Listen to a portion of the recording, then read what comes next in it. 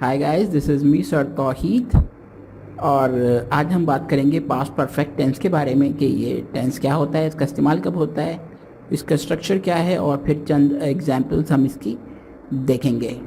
इंशाल्लाह इस लेसन के एंड तक आपको इस टेंस के बारे में मुकम्मल मालूमात हासिल हो जाएगी।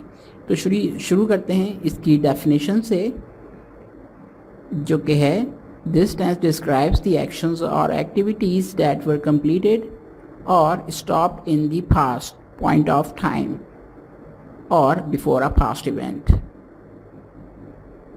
मतलब ये कि ये टेंस हमेशा ऐसे कामों को बयान करने के लिए इस्तेमाल किया जाता है जो माजी में मुकम्मल हो गए हों या माजी में रोक दिए गए हों। मतलब ये कि माजी में ये मज़ीद नहीं हो रहे थे, इनको स्टॉप कर दिया गया था, इनको रोक दिया गया था, या ये मुकम्मल हो गए थे in the past point of time, यानी कि पास्ट के वक्त में ये काम मुकम्मल हो चुके थे। या ये कह लें कि किसी बिफोर अ पास्ट इवेंट, यानी कि किसी भी माजी के इवेंट से पहले ये काम ख़त्म हो। जैसे कि मैं कहूँ कि मेहमानों के आने से पहले हम लोग तैयार हो गए थे, तो मेहमानों का आना ये एक इवेंट है माजी का, लेकिन उससे पहले जो काम हुआ है वो है हम तैयार हो गए थे। तो ये जो चीज़ है हम तैयार हो गए थे, ये पास्ट परफेक्ट टेंस के ज़रिए बयान की जाएगी चीज़, क्योंकि ये माजी में मुकम्मल हो चुकी थी। या ये कह लूँ मैं कि मैं 2010 में मैट्रिक कर चुका था। इसका मतलब ये है कि ये काम 2010 के वक्त कंप्लीट हो गया था। जब ये 2010 था तो ये पास्ट का पॉइंट ऑफ टाइम था, और पास्ट पॉइंट ऑफ टाइम में ये काम मुकम्मल हो चुका था कि मैंने मैट्रिक कर लिया था। तो इस तरह की सिचुएशंस को बयान करने के लिए हम पास्ट परफेक्ट टेंस का इस्तेमाल करते हैं। एक और डेफिनेशन है जो छोटी सी है इसकी, वो ये है कि this tense indicates the past in the past. ये टेंस इस्तेमाल किया जाता है चीज़ों को बयान करने के लिए जो कि माजी में भी पुरानी हो चुकी थी, यानी कि जो माजी में भी माजी के तौर पे ट्रीट होती हैं, यानी कि माजी के वक्त में जो काम माजी से भी पहले हो गया था उसको बयान करने के लिए हम इस्तेमाल करते हैं past perfect tense. I think कि अब आप लोग को समझ में आ गया होगा। अभी हम कुछ एग्जांपल्स भी देखेंगे तो ज़्यादा क्लियर हो जाएगा। सबसे पहले आ जाता है हम इसकी स्ट्रक्चर की जानिब। इसका स्ट्रक्चर कुछ यूँ है कि इसमें कुल मिला के 4 बेसिक एलिमेंट्स होते हैं। पहला एलिमेंट कहलाता है सब्जेक्ट, यानी कि काम को करने वाला। इसको हम उर्दू में कहते हैं फ़ाइल। फ़ाइल कहते हैं काम करने वाले को। और इसके बाद आती है helping verb. Helping verb basically इस्तेमाल की जाते हैं टेंसेस को पहचानने के लिए, या टेंसेस को सपोर्ट करते हैं। ये टाइम मेंशन करने के लिए इस्तेमाल किए जाते हैं। तो यहाँ पे हेल्पिंग वर्ब पे हेड, ये हेड है सेकंड फॉर्म ऑफ हैव। इससे पता चल जाता है कि ये जुमला लाजमी जो टेंस बन रहा है ये पास्ट का कोई बन रहा है। इसके बाद आती है थर्ड फॉर्म ऑफ वर्ब, जिसको हम पास्ट पार्टिसिपल फॉर्म भी कहते हैं। ये पास्ट पार्टिसिपल फॉर्म है जो कि हमेशा परफेक्ट टेंसेस में इस्तेमाल की जाती है। तो चूँकि ये पास्ट का परफेक्ट टेंस है इसलिए हम इसको यहाँ पर इस्तेमाल करेंगे। और इसके फ़ौरन बाद हम इस्तेमाल करते हैं ऑब्जेक्ट, यानी मफूल, यानी जिस पर काम हो रहा हो। तो ये है इसका स्ट्रक्चर। इस तरतीब के मुताबिक अगर आप चीज़ों को लिखेंगे इंग्लिश में तभी ये एक प्रॉपर सेंटेंस बन सकता है, क्योंकि उर्दू में तरतीब अलग होती है, इंग्लिश की तरतीब अलग होती है। तो स्ट्रक्चर सीखने का मकसद यही होता है कि हमारी तरतीब भी ठीक हो जाए और हमें ये पता हो कि कौन कौन से बेसिक एलिमेंट्स हैं, कहीं हम उनको मिस ना कर दें। अब स्ट्रक्चर के बाद हम देख लेते हैं कुछ उर्दू में पहचान क्या होती है इस तरह के उर्दू में पहचान क्या होती है इस तरह के सेंटेंसेस के एंड की, या इस तरह के सेंटेंसेस जब आप उर्दू में लिखते हैं तो इसमें एंड में क्या अल्फाज आते हैं, आखिर में।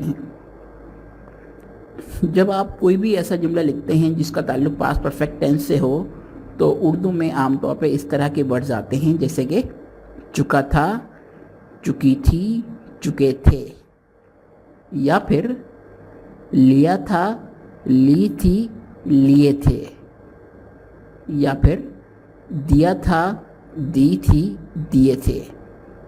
ये चंद अल्फाज हैं जो कि आम तौर पर जुमलों के आखिर में आते हैं, मगर ये भी मुकम्मल नहीं हैं। इसके अलावा कुछ भी और अल्फाज आ सकते हैं, तो ज़रूरी नहीं है कि इन्हीं अल्फाजों पे हमेशा एंडिंग हो जाया करे, पर ये आम तौर पे ज़्यादातर इस्तेमाल यही अल्फाज होते हैं जुमलों में। तो जनाब अब हम बढ़ते हैं एग्जाम्पल्स की तरफ। पहली एग्जाम्पल है, बारिश शुरू होने से पहले हम मैच जीत गए थे। तो साथियों आप यहाँ देख सकते हैं जो काम हुआ है कि हम मैच जीत गए थे, ये काम माजी में कंप्लीट हो गया था। जब माजी में बारिश हुई थी, ये उससे पहले काम ख़त्म हो गया था। इसका मतलब है बारिश जो हुई थी ये माजी में हुई थी, और जो मैच जीता गया है ये काम उससे भी पहले हो गया है। तो माजी से भी पहले कोई काम हो जाता है तो उसे पास्ट परफेक्ट टेंस कहा जाता है। तो जुमला है हमारा, बारिश होने से पहले हम मैच जीत गए थे। अब अगर हम इसको ट्रांसलेट करेंगे तो सबसे पहले हमें चाहिए सब्जेक्ट, यानी काम करने वाला। यहाँ पे काम किसने किया है? हमने किया है, क्योंकि हम मैच जीते थे। तो हम कहेंगे हम हमारा यहाँ पे कहलाएगा सब्जेक्ट, और सब्जेक्ट हमको कहते हैं इंग्लिश में वी, और वी के आगे आ जाएगा हेल्पिंग वर्ब। हेल्पिंग वर्ब होता है यहाँ पर सिर्फ एक, और वो है हैड, वी हैड। इसके बाद थर्ड फॉर्म ऑफ वर्ब का इस्तेमाल होगा, और जीतने को कहते हैं विन, लेकिन थर्ड फॉर्म कहलाती है वन। फर्स्ट फॉर्म कहलाती है विन, जबकि थर्ड फॉर्म कहलाती है वन। वी हैड वन, और ऑब्जेक्ट है यहाँ पर द मैच। जो चीज़ हमने जीती है वो है match. We had won the match. तो ये हमारा एक जुमला बन गया है पास्ट परफेक्ट टेंस का, लेकिन अभी जुमले में कुछ चीज़ें बाकी रह गई हैं। वो है पास्ट पॉइंट ऑफ टाइम, जो कि था बारिश होने से पहले। इसको हम इंग्लिश में कहेंगे before it rained. Before it rained यानी कि बारिश होने से पहले। We had won the match, हम मैच जीत चुके थे या हम मैच जीत गए थे। ये है एक मुस्बत जुमला। लेकिन अगर हम इसी को नेगेटिव बनाना चाहेंगे तो सिर्फ हैड के बाद नॉट लगाएंगे, और ये पूरा जुमला एज इट इज़ उतार दिया जाएगा। जैसे कि यहाँ पर आप देख सकते हैं, we had not won the match before it rained. ये एक मनफी जुमला है जिसका उर्दू तर्जुमा बनेगा, बारिश होने से पहले हम नहीं जीते थे। मतलब ये कि अब इस जुमले का मतलब ये हो रहा है कि हम लाजमी बारिश होने के बाद जीते होंगे। अब अगर इसी जुमले को हम सवालिया बनाना चाहें तो हम सिर्फ ये करेंगे कि हेल्पिंग वर्ब को सबसे पहले लगाएंगे और हेल्पिंग वर्ब के बाद सब्जेक्ट लगाएंगे। तो सीक्वेंस यू बन जाएगी हमारी, had we won the match before it rained, और आखिर में सवालिया निशान आता है। तो ये एक मुकम्मल सवालिया जुमला बन जाता है, और इसका तर्जुमा बनेगा, क्या हम मैच जीत गए थे बारिश होने से पहले? दूसरी एग्जाम्पल देखते हैं, तुमने कपड़े धो लिए थे। इसका मतलब है ये बात कुछ माजी के बारे में हो रही है कि माजी में ये काम हो गया था, तुमने कपड़े धो लिए थे। You had wash the cloth, क्योंकि यहाँ पर काम करने वाला है तुमको कहते हैं यू, और सब्जेक्ट के बाद आता है हेल्पिंग वर्ब यू हैड, और फिर आता है थर्ड फॉर्म ऑफ वर्ब। यहाँ पे वर्ब है, काम जो हो रहा है वो है धोने का, और धोने को कहते हैं वॉश, और वॉश की थर्ड फॉर्म यूज़ की जाएगी तो बन जाएगी वॉश्ड। यू हैड वॉश्ड, और फिर आता है object the clothes, you had washed the clothes, और ये एक मुस्बत जुमला है। इसी को मनफी बनाने के लिए हम क्या करेंगे, सिर्फ नॉट का इस्तेमाल कर देंगे हैड के बाद, और जुमला बन जाएगा हमारा you had not wash the cloth, जिसका मतलब है तुमने कपड़े नहीं धोए थे, या तुमने कपड़े नहीं धो लिए थे।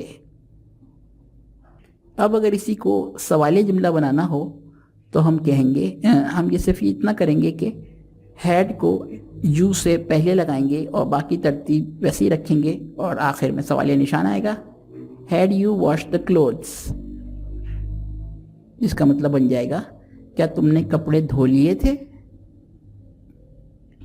तीसरी एग्जाम्पल देखते हैं, वो कमरा साफ कर चुकी थी। तो अगर आप इस जुमले को भी देखें तो इसके एंड में आ रहा है चुकी थी, यानी कि ये काम माजी में ही कंप्लीट हो गया था, ये अभी कंप्लीट नहीं हुआ बल्कि ये माजी में ही कंप्लीट हो चुका था। तो इसको भी ट्रांसलेट करने के लिए हम सबसे पहले लेंगे सब्जेक्ट। यहाँ पर है लड़की का जिक्र, तो हम लड़की को कहते हैं शी, क्योंकि यहाँ पे थर्ड पर्सन है, और इसके लिए हम लगाएंगे शी, और शी के फ़ौरन बाद आएगा हेल्पिंग वर्ब जो कि है हैड, शी हैड। और काम है यहाँ पर हो रहा, जो काम हुआ है यहाँ पर वो है सफाई का, तो सफाई करने को कहते हैं क्लीन, जबकि इसकी थर्ड फॉर्म आती है तो बन जाता है cleaned. She had cleaned the room. The room यहाँ पर हमने एज अ ऑब्जेक्ट यूज़ किया है, क्योंकि जो काम हुआ है वो कमरे पे हुआ है, यानी कमरे को साफ़ किया गया है। She had cleaned the room, ये एक मुस्बत जुमला बन गया है। अब अगर हम इसी को नेगेटिव बनाना चाहें, यानी कि मनफी जुमला, तो हम सिर्फ हैड के बाद नॉट लगा देंगे और जुमला बन जाएगा हमारा negative. She had not clean the room. इसी को सवालिया बनाने के लिए हमें हेल्पिंग वर्ब पहले लगाना है शी से पहले, और आखिर में याद रखना है कि सवालिया निशान भी लगाना है हमें, तब जाके ये सीक्वेंस हमारी इस तरह बन जाएगी कि had she clean the room. इसका मतलब है क्या वो कमरा साफ कर चुकी थी, क्या वो कमरा साफ कर चुकी थी। तो नाज़रीन, ये है हमारा आज का लेसन जो कि इख्तिताम पजीर हुआ। मुझे उम्मीद है कि आपको समझ में आ गया होगा काफ़ी हद तक कि पास्ट परफेक्ट टेंस किसे कहते हैं। पास्ट का मतलब होता है माजी, और परफेक्ट का मतलब है कंप्लीटेड एक्शंस, यानी कि माजी में जो काम मुकम्मल हो गए थे इन्हें बयान करने के लिए हम पास्ट परफेक्ट टेंस का इस्तेमाल करते हैं। और ये चंद एग्जाम्पल्स देख लें आप तो काफ़ी हद तक क्लियर हो जाएगा। आज के लिए अपना सबक यहीं पे हम इख्तिताम करते हैं। Good bye.